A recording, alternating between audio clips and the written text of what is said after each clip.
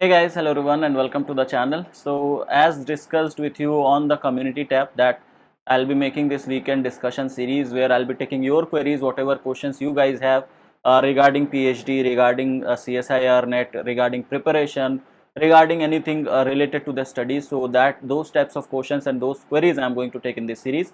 So this is going to be the first video of that, okay, where I'm just going to take whatever questions we have posted on that particular community tab, and till the time I'm recording the questions which I have got. Okay, if some of the questions are not included in the video, maybe that will be included in the next one. All right, so I have to take care of the time as well, so keeping everything in mind I'm doing that. One more thing, that if you want, if you have more questions other than the questions which I'm taking in this video, if you have some other queries also, you can post them down in the comment section of this particular video. All right, and I'll be taking that in the next weekend discussion series. All right, so without wasting any time, let's continue with our video.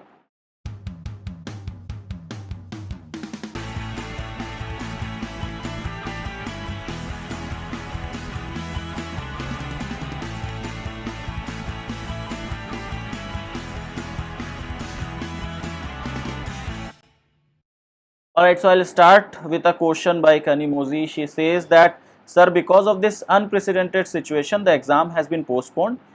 Since the situation is more critical this time, will the exam be postponed beyond July? Because it's taking a toll on everyone mentally as to when the exam will be, so that everyone can prepare accordingly. It becomes little difficult to stay on track. I would like to know your personal opinion about this. See, the thing is that this time the situation is little difficult. Okay, the situation is tough. It's not like in 2020, it's even more tough than that. And if you believe in data scientists, if you believe in people who do analysis and all, they are telling that the situation will be like that only up till next few days, and it will be at peak during the mid of May. So you can see a peak in the number of cases and everything in the month of May, in the mid of May. That means up till 15th or 20th of May. So if it goes to peak, it has to come down, and it will take some time for that. Okay, so frankly speaking, I don't think that the exam can be conducted in the month of July. It won't be that, the situation won't be that much good that the exam could have been conducted. But then everything depends upon CSIR. If they can conduct many different things, why not the exam? So it's up to them. But ideally, and like my opinion is that the exam will not be conducted in the month of July. It will go a little beyond that, maybe in the month of August or September. That is one which you can expect, although it's not good. But yeah, this is what we are into, and right now saving our lives is more important than any of the exams. Okay, keeping yourself safe, keeping your family safe, it should be your first priority. So yeah, that's what I think. Fine, let's go to the next question. Madhumita has asked, she says that, sir, what are the chances of getting selected to PhD with good rank in NET or JRF but no prior research experience? Should we proceed? Okay, Madhumita, see, this is something which we come across a lot of time when we are talking about PhD entrances and admission to the PhD, especially when I talk about in like PhD in India. So in India, the criteria is not like you should have research experience. It's not mandatory in India. Okay, some of the institutes, they prefer someone who is having research experience, but then because up till the masters, if you see all over the institutes in India, if you see up till masters, they don't give you very hardcore research experience over there. Okay, they just like in very good institutes also, if you go in masters, like during masters, they give you a certain gist of it just for 6 month project you do over there, and that is something which you get. And when you come to the universities, especially the universities of North India, there the like the situation and the conditions are not that good. So people even don't do projects for the 6 months, so they don't have any research experience, they don't know how to carry out research, but yet they get admission in PhD. So it's not mandatory to have a research experience, but yes, if a certain person is having research experience, he will be given more priority. Now, what about a person who does not have research experience? Will he have any disadvantage in research? See, during the first year of research, you have coursework. During the first year of research, you have like you are trained for your research work. So in that case, I don't think that you have any disadvantage of it. You will get to learn new things. You will get to learn new skills which you will carry out during your research. So it's like that. Okay, so you cannot say that the research experience is needed, but yeah, it always helps. If you have a research experience, it will benefit you in during your interview. All right, the next question is by Raghuveer. Raghuveer has two questions. The first one says that where can we get PhD within 3-4 years with or without JRF? All right. The second thing is that what kind of PhD allows us other earning like jobs or teaching or stock market trading? Okay, Raghuveer, I'll answer first question. See, the time of your PhD, na, whether it will be in 3 years, 4 years, 5 years, or maybe more than 5 years. Sometimes it takes 7 or 8 years also. Like I know people who have done PhD in 9 years. So it's not like that the time of your PhD does not depends upon your institute basically. It depends mostly on the topic of your research. Sometimes it depends on the institute as well. But mostly what I'm telling you is mostly the timing or the duration of your research depends upon that what topic you are doing research, under whom you are doing research, and how much intense your work is. Okay, so three things are very important. So topic of your research means if you are doing something very novel, okay, you are doing something very new, which has not been done, so a lot of data has to be collected regarding that, and that takes a lot of time, and to express that data, to publish that data, to get verified, to get patent, so all these things takes time. So if you are doing something like that, obviously it will take little bit of time, maybe 5 years or more than that. But if your work is like you are getting something like, let's say if you are doing, let's take an example. If you are doing organic synthesis and you are getting all the things on time, you are getting your results, you are able to do the expression of that, you are able to characterize everything. So if your work is going very flawlessly, then you can finish it within 3 or 4 years. Okay, so it's up to the topic of your research, up to the supervisor under whom you are. So how much time your supervisor is giving, that also depends. Okay, so this is what it is. It merely depends upon institutes, because I have seen institute, in the same institute a person has done PhD within 3.5 years, and in the same institute a person has done PhD in 7 or 8 years. So it does not depends upon institute, the other factors are important. Okay, the next question which we have asked, that what kind of PhD allows you for other earnings like the job or teaching or stock marketing. Let me be very frank, PhD does not allow you to do any other thing. Okay, any other full-time thing, means you can't do a full-time job if you are doing PhD, if you are doing full-time PhD. So if you are doing a full-time PhD, you cannot do job with that. Okay, you cannot even teach full-time if you are doing research. And regarding stock market trading, so that is something like you can do. Okay, nobody is going to nobody is going to ask you that whether you are doing that or not. But yeah, that's your personal choice. But teaching, full-time teaching and full-time job is not allowed along with your PhD. And during PhD, you know that you will be you will be promoted from JRF to SRF. So while you will be promoted to SRF, you have to fill a form, and in that form you have to take this you have to make this declaration that you are not doing any job along with your PhD. Okay, so yeah, that's what it is. Okay, the next question is by Bharti. She says that how much semester fees is required during PhD, and do we need to spend from our contingency amount or from fellowship to buy chemicals and all that stuff? Please tell about fellowship and how it is utilized during PhD. This question I get a lot. Okay, Bharti, so yeah, thanks that you asked this question. Basically your semester fees depends upon your institute. In IITs your semester fees is more, in universities your semester fees is less. If I give you example, in IITs your semester fees would be something around 30,000 or more. Okay, whereas in your institutes that will be around 5 or 6,000 or maybe around 10,000, not more than that. So it depends upon which institute you are doing. So the semester fees depends on that particular institute. And regarding your contingency amount, see, your contingency amount is for your stationary supplies, like the things which you want to purchase for your research work. Okay, so contingency amount which you get is for purchasing notebooks, for purchasing, let's say, printable papers, pen and other stuffs. Okay, so now the thing is that do you use that money to purchase chemicals? Yes, if you need some chemical for a particular work, and if your lab does not have amount, because every lab has its own contingency amount, own project amount. So if your lab does not have that project amount, your supervisor does not have that amount, then he will ask you to purchase it from your contingency. So no problem in that, you will get that amount back. Okay, So yes, people purchase chemicals with their contingency amount. What about fellowship? So yeah, fellowship amount, nobody will ask you to purchase chemicals from your fellowship amount. Okay, so your fellowship amount is your own. It's up to you how you are utilizing it. You are doing shopping out of it, or you are purchasing books out of it. It's totally like your choice. So your fellowship amount is yours. But on contingency, as I told you, sometimes or in some labs, your supervisor may ask you to purchase chemicals from that. Okay, but yeah, this is what it is, and this is how you have to use your money to do it. Okay, the next question is by Renu is telling that sir मेरे net में 15 to 20 marks negative में चले गए, so please tell how to prepare for the next exam.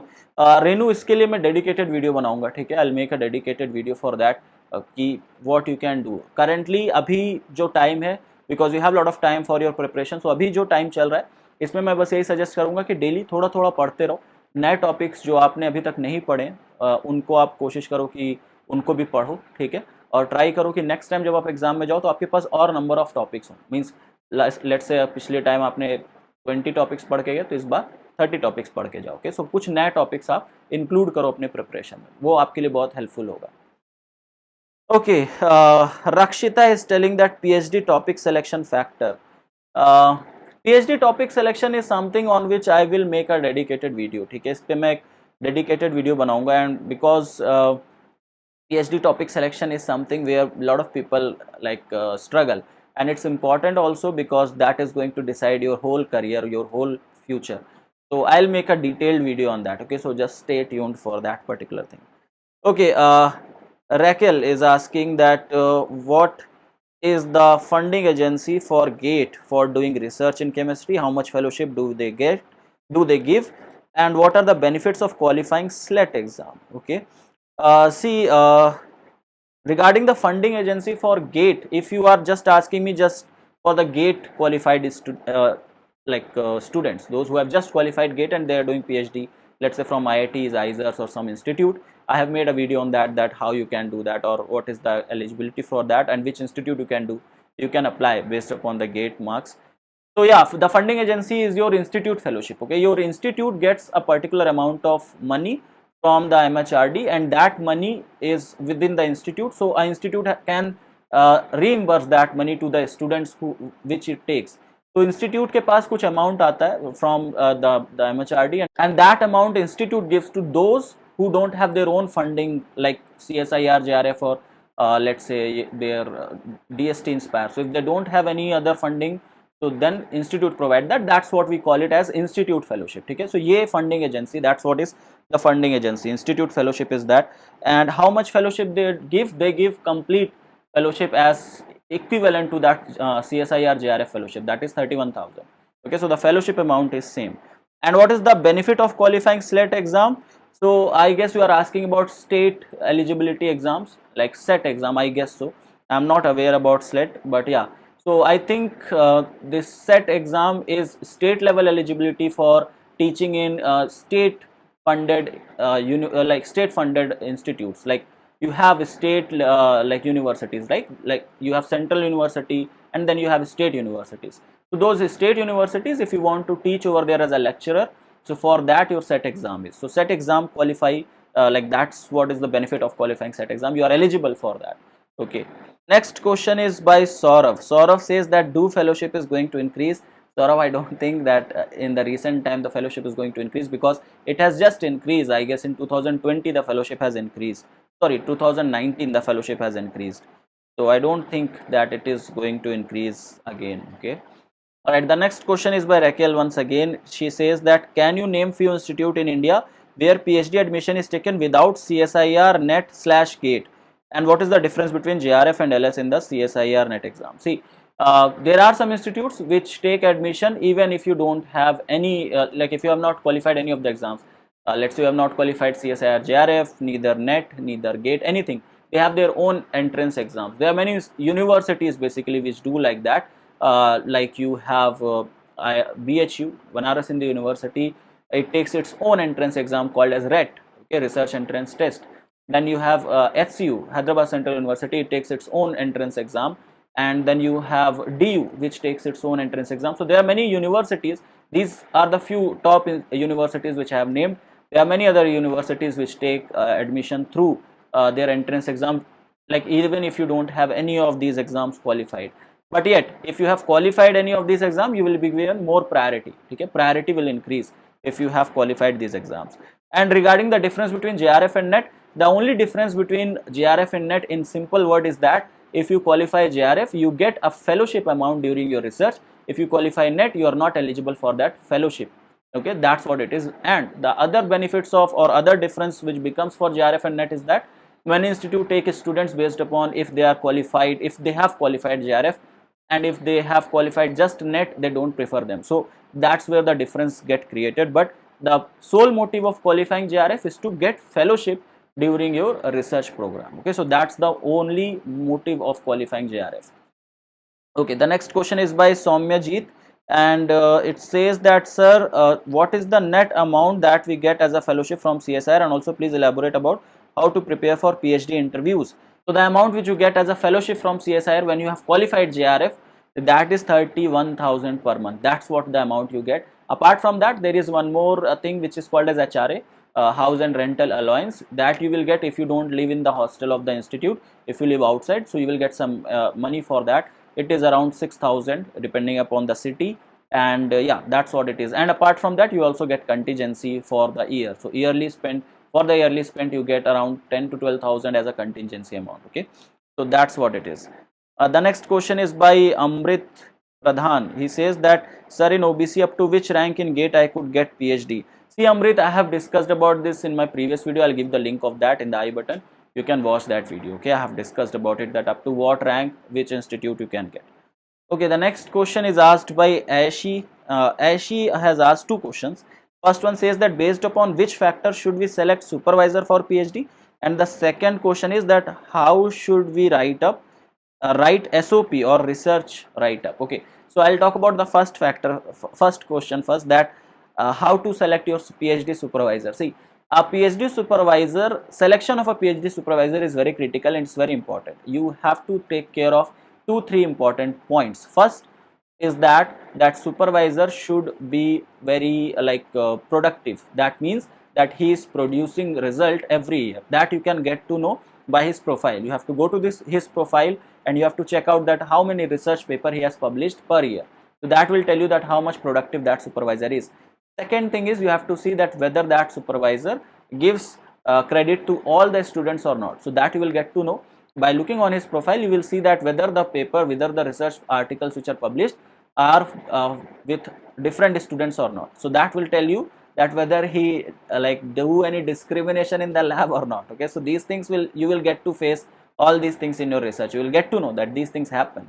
Okay, so you have to make sure of that thing also. And third important thing is that you have to know that what nature he is of, whether he is very arrogant and whether he is very supportive. So that plays very important role for a peaceful PhD. Okay, so your supervisor has to be very good in nature or very supportive in nature for pursuing a peaceful PhD. Okay, now how you will get to know about his nature? You can only get to know about him through any of his student. Okay, so that's the only thing where people face a little problem with. But yeah, productivity is the major thing, and the nature, these two things should be the major criteria to select a particular PhD supervisor. Now how we should write SOP? So for SOP writing I have made a video. Okay, so you can go to that video using the time stamp. You can go to the SOP writing section. There I have given an example also, and there I have explained how to write down SOP. Okay, so you can follow that video. Okay, next question is by Hanuman. He asked that without admission अगर हम PhD के लिए join करें तो fellowship चालू कर सकते हैं क्या सर? मैंने PET दिया है, पास भी हूँ और अब JRF भी हुआ है. सीट्स PET के लिए 60 है और पास स्टूडेंट 7 है. ओके, बट PET की लिस्ट कब आएगी पता नहीं, तो मैं मेरे गाइड के अंडर में लैब वर्क चालू करने जा रहा हूँ. ओके, हनुमान, पहली चीज़ तो कि आप पूछ रहे हो कि विदाउट एडमिशन अगर हम PhD के लिए ज्वाइन करें, विदाउट एडमिशन अगर हम PhD के लिए ज्वाइन करें, आई डिडंट अंडरस्टूड, बिकॉज आप एडमिशन लोगे तभी PhD के लिए ज्वाइन करोगे, राइट? PhD तभी स्टार्ट होगी जब आप एडमिशन लोगे, ठीक है? फेलोशिप तभी स्टार्ट कर सकते हो आप जब आपने एडमिशन लिया है, ठीक है? That is very important. So fellowship आपकी तभी स्टार्ट होगी जब आप रिसर्च में एडमिशन लेते हो। देखो दो चीज़ें होती है, फेलोशिप स्टार्ट होने की डेट कब से स्टार्ट होती है। अगर आप ऑलरेडी पीएचडी में एनरोल हो, अगर आप ऑलरेडी पीएचडी कर रहे हो और आपने CSIR नेट या कोई भी JRF एग्जाम उसके बाद क्वालिफाई किया, तो रिजल्ट तो आपका जिस दिन से रिजल्ट आया है CSIR नेट का, आपकी फेलोशिप उस डेट से स्टार्ट होती है। बट अगर आपने JRF पहले ही क्वालिफाई कर लिया और आप पीएचडी में बाद में एडमिशन ले रहे हो, तो फेलोशिप तब से स्टार्ट होगी जिस दिन आपका एडमिशन हुआ है पीएचडी में। तो बिना एडमिशन के पीएचडी में आई थिंक आपकी फेलोशिप स्टार्ट नहीं हो सकती। ठीक है, तो ये चीज़ आप ध्यान रखो। Okay, next question is by Anil. Anil says that how to make effective SOP. Again, I told you SOP के लिए I have made a video on that and I'll give you the link. I have already given the link of that, so you can click over there and using the timestamp you can go to the SOP section and watch that. Okay, and what are the good areas in organic to pursue PhD? See, in organic there are a lot of fields where you can go. You can go for organic medicinal organic chemistry, you can go for organic synthesis, you can go for a specific certain reactions like CH activation is there, free radical mechanisms are there, so specific to a particular reaction or like halide based chemistry is there. So based upon particular reaction there are labs which are working on the same thing, so you can go over there. But you, like for the current scenario, if I tell you that which field from the organic chemistry is boosting up is bioorganic chemistry, and your medicinal organic chemistry. Okay, so these two things, these two fields have a lot of scope in future. Okay, Divya has asked, will we get stipend in IIT without clearing NET exam? Right, Divya, you will get that stipend if you take admission in IIT. If you have taken admission, obviously you would have qualified GATE, then only you will get admission in IIT, and yes, you will get institute fellowship. But there are some IITs which don't give institute fellowship. There are some IITs which have restricted by giving this like this institute fellowship. So you have to make sure ki your, like during the filling of form they have like given this choice that yes, you will get fellowship as an institute fellowship. Okay, so that will be mentioned in the notice, so you have to make sure of that. Okay, the next question is by Srimanta. He says that how to prepare for upcoming NET within these 2 months. Okay, Srimanta, I'll make a dedicated video on that. Okay, we'll discuss in detail about it. Okay, so I'll make a video, don't worry about that. Okay, the next question is by Prezi. She says that tips to boost a rank in CSIR exam. So tips to boost, okay, there are, if you are asking just a few tips, I would say that include as many topics as you can. Okay, study the concepts in detail, make sure that you are not getting stuck at a particular, in a particular question, you are able to solve each and everything. In that particular case your rank would be good. Okay, now the thing is that it's not possible to study each and everything, organic, inorganic, physical, everything in detail. So the thing is that if you are taking a particular topic, you have to make sure that you have studied it thoroughly in detail and you know a lot of basics of that. Okay, so you know a lot of basics of that, then only it will be good for you and it will help you basically to boost up your rank in CSIR NET exam. Okay, the next question is by Sobhna. She says that, sir, why GATE students are not even getting shortlisted for interview? I have applied to the institute you recommended. I'm not even getting shortlisted at all. See, Sobhna, the thing is that there might be various factors because of that, because of not getting shortlisted. I'll tell you few of them. Let's say there are 20 seats in a particular institute, and you have applied for that institute, and among those 20 seats, let's say 50 students have applied for those 20 seats, and among those 50 students, 40 are those who have qualified CSIR JRF or who have their own funding, who have their own fellowship, CSIR JRF or DBT Inspire, any funding or any fellowship they already have. So the institute or the IIT is going to select those students prior to you. Okay, they will be given more priority. As I told you already in my previous videos also, that any institute prefers to take a student who is already having his or her own like fellowship. Okay, so they don't want to give institute fellowship. The second thing which might happen is that, let's say during filling the form, you are asked to fill a particular research area, right, research interest. So you have filled a particular research interest, so it might happen that the supervisor who is or the lab who is doing in the same research work or in the similar research work, they don't have vacancy under them, so maybe because of that you are not getting shortlisted. Okay, Next question, she again asked that what are the other option if we don't have JRF and we are not getting selected from GATE. The other option right now, you don't have any other option. Okay, basically, if you are qualified GATE, there are only two possibilities. The one is going for PSUs. You can only go for also go for BARC, but for that your rank should be very good. But fine, if your rank is not that good and if you have just qualified GATE, you have to make sure that you have applied in many other, like lot of IITs, and in some of them you might get selected. So you have to use the hit and trial method. You have to keep on hitting the different institutes. That's what it is.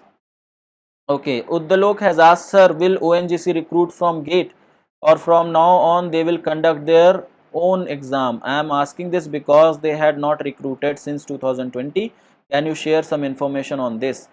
See, Uddalok, yeah, from 2020, ONGC has not recruited anyone, and the thing is that we don't know anything about it. And regarding if they would have to conduct their own entrance exam, they would have conducted it by now. So they have not conducted their own entrance exam. One more important thing is that since a lot of PSUs are getting privatized, so that is also affecting these things. Okay, so in future we don't know what is going to happen. Let this pandemic go away, let the situation, let the economy get a little bit settled, then you can think about it. For now, I would suggest that the chances of getting job in PSUs through GATE has reduced drastically from past few years.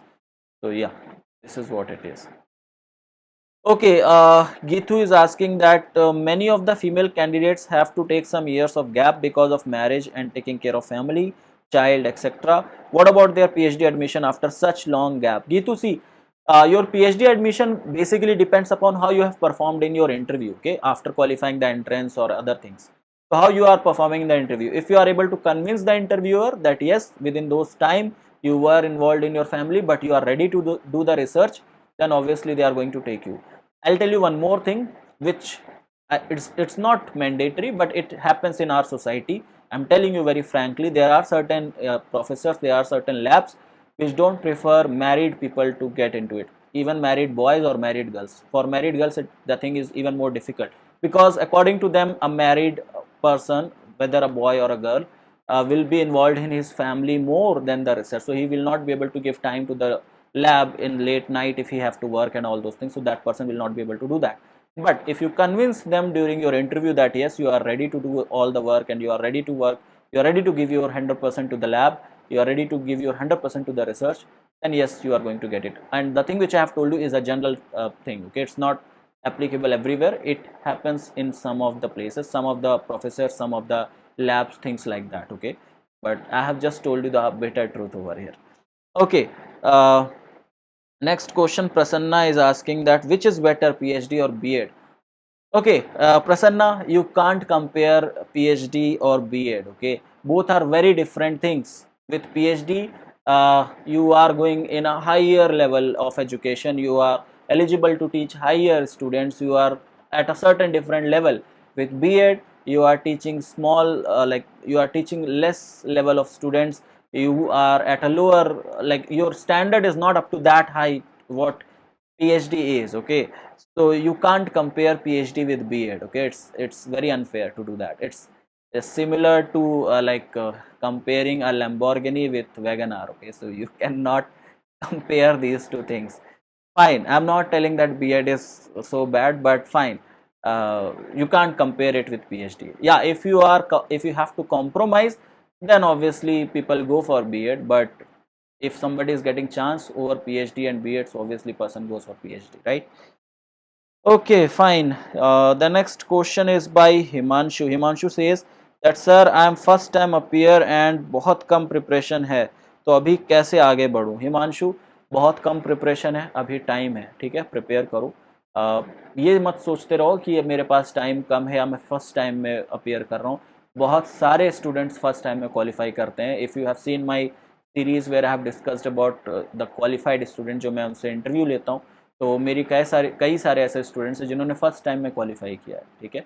Nupur Jain was one of them जिसने first time में qualify किया. सो ऐसा नहीं कि नहीं कर सकते, time है, उसको अच्छी तरह से यूटिलाइज करोगे. एंड डू वॉच जो मैंने उसका इंटरव्यू लिया था, तुम्हें काफ़ी चीज़ें सीखने को मिलेंगी. नूपुर जैन का interview which I have taken on my channel. Okay. Fine. The next question is by Rashi. Rashi says that, sir, how to prepare for written test and interview for IITs or PhD? Okay, I will discuss about it in a dedicated video, Rashi. And I think now the entrance and the interviews are over, so I don't think the video is going to help a lot. But fine, I'll make that video, right? Okay, Monica has said that, sir, I'm 30, a female on December 2021. Am I eligible for JRF? I guess the female candidates get a relaxation of 5 years. So I guess you are eligible for that. Okay, Monica. Okay, Monak has asked, sir, ये CSIR वाले fellowship time पे देते नहीं है, उसका क्या होगा? यार मोनक, देखो ये तो प्रॉब्लम है सभी जगह पर, और CSIR वाले फेलोशिप टाइम पे नहीं देते हैं. ये बहुत फैक्ट वाली चीज़ है. उसका क्या कर सकते हैं? हम कुछ भी नहीं कर सकते. CSIR को ही कुछ करना पड़ेगा इसके लिए. तो मेक श्योर कि जब तुम्हारी फेलोशिप आए, जब ढेर सारा अमाउंट एक साथ आएगा, 6 या 7 मंथ का एक साथ अमाउंट आएगा, तो तुम उसको अच्छे से जब तुम्हें उसे खर्च करना है उसको अच्छे से करो. ऐसा नहीं कि 6 या 7 मंथ के अमाउंट एक साथ आएंगे, लेट्स से 1.5 लाख रुपीज़ एक साथ आएंगे तो तुमने बड़ी बाइक खरीद ली. ठीक है, वो सब मत करना. Utilize your amount thinking about कि नेक्स्ट जो फेलोशिप होगी वो कुछ दिन के बाद मिलेगी. ठीक है, तो ये सबसे स्मार्ट तरीका होगा कि how to manage how to manage that particular amount for the next time. Okay, the next question is by Madhuri. She says that PhD interview question related. Okay, research based real problem related questions. Okay, Madhuri, I'll make a dedicated video for that. Okay, कैसे questions interview में आते हैं, we'll discuss about that in a dedicated video. Okay, Rajalakshmi has asked that how does DST Inspire Fellowship or PhD work? When does their portal open to accept applications? Rajlakshmi, DST Inspire Fellowship, a particular student gets in two ways. First is either that person is getting that fellowship since his class 12th.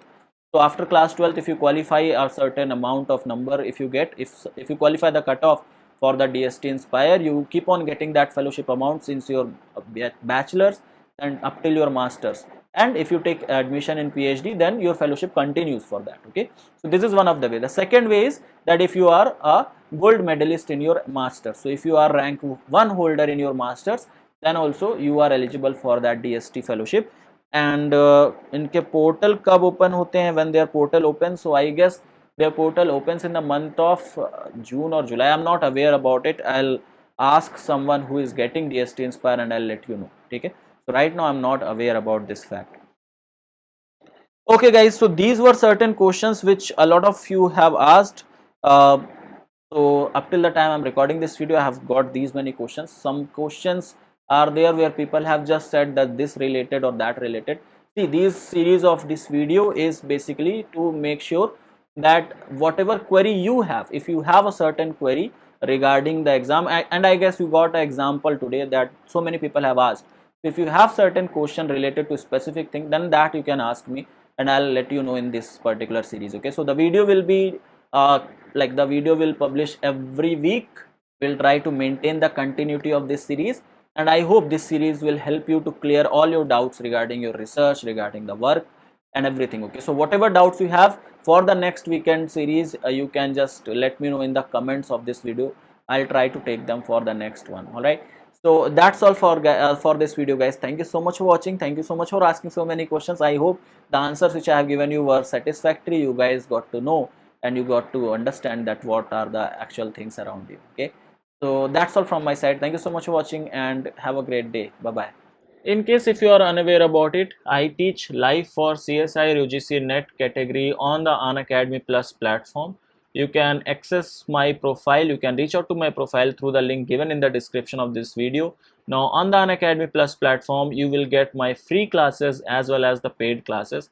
Free classes, free live classes you will get under the section of special classes, whereas you will also get free recorded sessions, free recorded courses which is under free courses section. You can reach out to these particular sections on the Unacademy platform. The link is there in the description of this video and you can get the access of all these free sessions. Now, in case if you want to attend my paid classes, my paid sessions on the Unacademy platform, you have to take Unacademy Plus subscription. Now, in case if you are interested in taking Unacademy Plus subscription, do make sure you are using my referral code, that is N_Huda. On using that referral code, you will get 10% discount on the subscription fee, and you will get access to all my paid classes along with the other top educators on Unacademy platform. Now, in the paid classes, you will get access to all the detailed classes. Apart from that, you will also get the access to the mock test. Also, you will get personalized doubt clearing sessions. So, in case if you are interested to join it, do take Unacademy Plus subscription.